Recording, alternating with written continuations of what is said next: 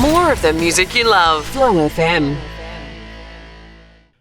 And joining us in the studio, live in the flesh, it is a pleasure to welcome to the Flow Studios, Jessica Braithwaite. Jessica, how are you? Hi, thanks for having me. Should I ask you for a weather report first? Well, people do tend to. My husband in particular, every morning. What's the weather going to be like today, Jessica? Well, I suppose to those across our broadcast areas in Victoria and New South Wales, they wouldn't be familiar with the fact that on Channel 9, you're one of the weather presenters. Yeah. Are you going to say weather girl there? That's No. Not allowed to say that anymore. But one of the weather presenters, and so a lot of our SA audience would be familiar with you. So, kind of connect the dots for us here. How did you go from weather, music? Is it all what you do? How does this all come together? Yeah, it's funny. It's a kind of almost a double life, isn't it? By day or by evening news, I am the weather presenter at Channel 9, and then I guess, I've always played music as well. Growing up, music's always been a huge part of our family. Not normally in a professional sense, more so in a pass the guitar around the campfire kind of a sense. Okay, I really loved that side of that's what music always was to me. And I always wrote songs with my brother, and we would just sort of muck around. But just in the past few years, I've sort of been doing it in a little bit more of a sort of a structured way, releasing music and putting it out there. And I did some, touring back in the day with the, the indie, I had an indie band that I was in, and we had a good time. We played the big day out, and we did some cool things like that. And then, now I'm kind of doing my own solo stuff as Jessica Braithwaite, and people are starting to make the connection. I think some people know me as Jessica Braithwaite, the singer, and some people know me as the weather lady or the weather You're really going to say that too. The weather girl. And then people are like, oh, wait, that's the same person. Yeah. So this music that you grew up listening to, what sort of music was it? So it was my mum's Irish folk music. Oh, okay. Love. And my dad's 60s rock and roll. So good combination. I know. Everything that I love about music, I think, can be traced to those two things. Like the Irish folk music is all about, like a lot of it is about storytelling. Yeah. And then the rock and roll is about the beat and the hook, the fun hook. Yeah. And those two things I kind of combine and put into my music, which is kind of got that bit of a fun pop feel, but also has, a bit of storytelling and reflection in there as well. Is it about the emotional connectivity? Because with Irish music, it's about that. It's either to make you happy or it's to make you to feel. Totally, and they do that so well. Like I'm just with their more emotional songs. I don't know if there's this old Irish folk song called Maggie, and he says, I wander today through the fields, Maggie, and you can just feel his heart. It's like, wow. And then of course they've got their up and about, and you're dancing, and you're like, like the real Irish folk. You cannot help but move. The whole body just starts to move. It's just, and when you're in an Irish pub and it's happening. Oh my God. It's just one of those joyful moments. And totally. We went to Dublin, and we were in the pubs, obviously pre-COVID. Yep. And, and they bring their instruments in, and they're just jamming in the corner of the bar, and it is so infectious. Yeah, there's no big stage. There's just this little spot. And I was in a pub in Belfast, Kelly's Bar. And we were at one end enjoying a sociable Guinness or two or 6 is in the end. And down at the other end, there was the band playing. Oh, and unbeknownst to us, there was a couple of members from the Pogues that joined in. And we found out right at the very end and raced down to see them. Wow. And it was just their normal thing. That's what they normally do. Oh. And we all got involved, and it was just a fun, you couldn't help but smile. And they were smiling, and we were smiling, and it was just beautiful music. Don't you think that's what music is more so? Here sometimes we have this removed thing where the artist is up on the stage, they're sort of separate, they're, the performer, and everyone else is in the crowd. Whereas in that environment, it's like we're all part of this same experience.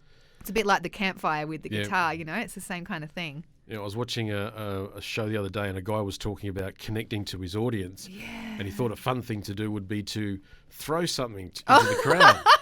But as he was standing there on the stage, he realised that it was about 100 feet to the audience because they were on a big stage. Yeah. And he thought, I'm never going to throw it that far. Wow. And then he thought, I'll do it. I've got a rush of blood. He ended up nearly decapitating a security guard.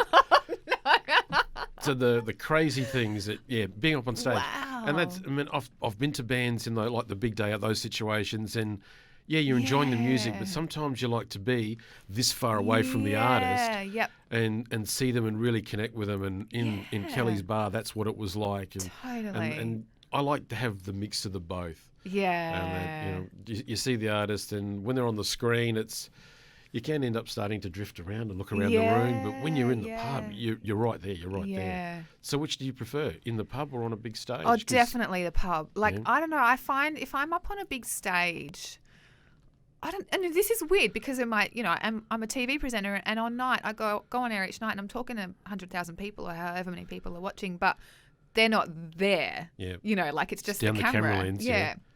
And when I'm on stage in front of real life people, I actually still get quite nervous. Yeah. But my environment where I'm most comfortable is more of that feeling like, we're having a jam and we're part of this communal experience. Like I'm from Mount Gambier, so like an example might be in the pub there, or the open mic nights where I might get up and play a song, and then someone else gets up and plays a song, and it feels like more of a fun thing that we're all a part of. I love that. Yeah. I mean, it's hard because my music's doing really well, and so I'm starting to I get these offers for these bigger shows, and obviously I love doing them.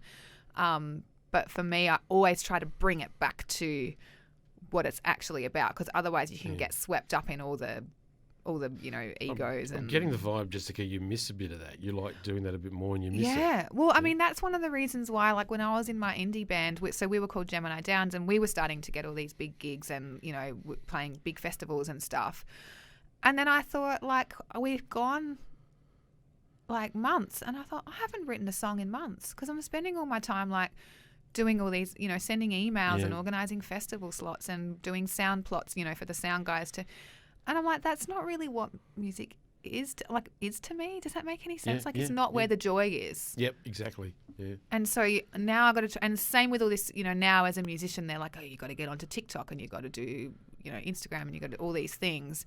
And I'm doing it because I know it's part of the game, but it's not, again, it's not where the joy is for me. For me, the joy comes from making the music, that creative, collaborative, down-to-earth side of it. Yeah. And you've got a song at the moment that's been out for a little while called Who You Know. And there's a line in there where you sing, it comes down to who you know. Yeah. And there's the old saying, it's not what you know, it's who you know. Yeah. So what do you know? Well, I wanted to flip that saying on its head with this song because, people sort of use it as obviously that line of more of a negative connotation. It's not what you know, it's all who you know. Yeah. And then I sort of think about it, especially during, COVID and the tough times that we've been through lately. It actually is the people who we know who make our lives what they are. But that can be a beautiful thing. Like if you think about the people in your life who you're grateful for, I don't think maybe we do that enough. Yep. Like I think sometimes, take my husband, for example, like in a day-to-day, I might be like, oh, whatever, you left the dishes in the sink, or, just that day-to-day interactions that you have with people. As husbands do. Yeah. But, like, how often do you actually stop and think about the people that you're close to that you see every day and you go, gosh, I'm so glad I know you. I'm so glad to have you in my life, So I just wanted to kind of shine a light on that, take that saying and flip it and turn it into a positive thing. Yeah. Is the last 2 years with everything, has that made it more relevant to you? I think so. I think because I think the last 2 years have shown us people have kind of realized what's important to them. And sometimes it is, because everyone was so busy, and then when we all got locked down, we kind of got back to basics and started to think about, well, I don't know, I did, what do I really value in life? What's actually important to me? And that's when you think, oh, it's my family. Yeah, those around us. Yeah. Yeah, and so I think it things. Is. Yeah, it's like my morning cup of tea, Black tea? Yeah, that's right. You know me very well now. Yeah, black tea's very good. It's very good for you. Yeah. All those antioxidants, as they say. Well, that's a good excuse to drink it. Well, the song, is this going to be one of many? Are we heading towards an EP or an album? Because you write songs, so I'm assuming there's some sitting there in the cupboard ready to be seeing the light of day. You would assume correctly. Yeah. I have a few on the computer ready to go, and I've got about 6 bouncing around in my head at the moment ready to be recorded. So, I'm hoping to put out some more music next year as well. But in Similar what styles or? A few different, some of them are a bit more down the folky indie kind of a vibe. This song's really pop. this song's got a real pop feel to it, and I love doing that. But then I've got some more kind of down tempo ones as well. I don't know. I think I've sort of got. I like to think of it, and maybe it's because I'm the weather girl. I've got all the seasons. You know, I've got the big summer pop hits, and then I've also got some autumny, wintry kind of, for the down moments too. Yeah. Is there any weather influenced songs? There's yes, there are some, but also more with like the vibe of it as well. Like I like to sort of make playlists that sort of like these songs all have a summer vibe, and because of how you feel when the sun's shining, and then like more of like the feeling of this is how you feel when it's winter or when it's autumn, and that sort of more reflective kind of a what's the word when you sort of take a deep breath and you're just recalibrating. Yeah. So it's all there. And so you've written some other songs that we talked a bit about that. But before I just get to that, I want to ask you a couple of other questions. Tell me about the time in South Africa. Oh, my goodness. You know how we were just talking about the joy of music? Yep. This is what brought the joy back to you. Yeah. 100%, because I'd been doing, as I was saying, doing these big gigs and festival shows and backstage things and all this stuff, around Australia, and I had lost the joy in music. And then I was working as a TV presenter in Sydney, and I quit my job and I moved to South Africa. My auntie actually is an incredible woman. She moved out to South Africa as a volunteer teacher in the 80s, and it's an amazing story actually. The AIDS crisis hit in the 80s, and she was there, and people started bringing their children to her, and they were saying, I'm going to die. Will you look after my children? And she said yes, and she took on these kids. Wow. It's incredible, and she stayed, and so she's got now it's called the Holy Family Care Centre, and it's sort of more of a formalised orphanage that she runs there, and it's got all the sort of I guess it's official now. Yeah. I guess, but she looks after these kids who would otherwise, I don't want to be too depressing, but they wouldn't be there, and. Anyway, I just sort of sent her a message and said, I love what you're doing, and is there any way I could come and help? And she basically said, when can you get here? So I went along and I took my guitar, and, I helped out in the health clinic there and helped the kids with their reading and writing and that kind of thing. But in the afternoons we would do music, and, when I got out that guitar, and these kids, they hadn't seen the guitar. They hadn't touched. They lined up to touch the strings. Wow. Of the guitar and pull the strings down with their little fingers and hear the sound that a guitar makes when you play it. And sorry, I'm getting emotional, but it just, and like what these kids have been through, to then see the capacity for joy that they still had when we would play music together and sing songs, and we didn't have a heap of instruments, we'd clap our hands and things like that. But it just really brought it back to me of like, gosh, this is what music is. It's about the connection and uplifting and connecting with people's spirits. It doesn't even, we didn't speak the same language, but that didn't matter because it was about the music. And that sort of, to me, I was like, okay, whatever I do with my music from now on, it's got to be about that heart and that joy. I don't care about if you think my music's cool or what radio station it's going to get played on, any of that. I'm just going to do it for the pure joy of it. Yeah. I get the sense that you were there to help your aunt, but really you were the one that got helped. 100%. Yeah. 100%. I always say that people say, oh, you did such a great thing going to help those kids. And I'm like, mate, they helped me. 100%. And you wouldn't be who you are without that experience either. Yeah. Yeah. Spot on. Yeah. An amazing experience, and I can look in your eyes and I can see the emotion, and we should change the topic, otherwise we're gonna need makeup. Yeah. I can see it, but I wanted to know about that, and because I just thought it was very interesting, and I thank you for sharing that with us. Yeah, and I think it's something that there is joy in music, and you get it in surprising places. Oh my God, that is so true. And like, again, like I've had times where I've been traveling, you're walking down like a dark alleyway or something, and that sounds scary, and this is in Germany in the middle of winter, and then there's a bloke there playing a violin. You might be playing a Christmas song or something, and you go, oh my gosh, my heart. That's those musical moments that really speak to you. They do it. You mentioned Christmas. Yeah. You've got a Christmas song. Great segue into it. Yeah. What do you love about Christmas? Oh, I love Christmas so much. I love the feeling that you get. I love the lights.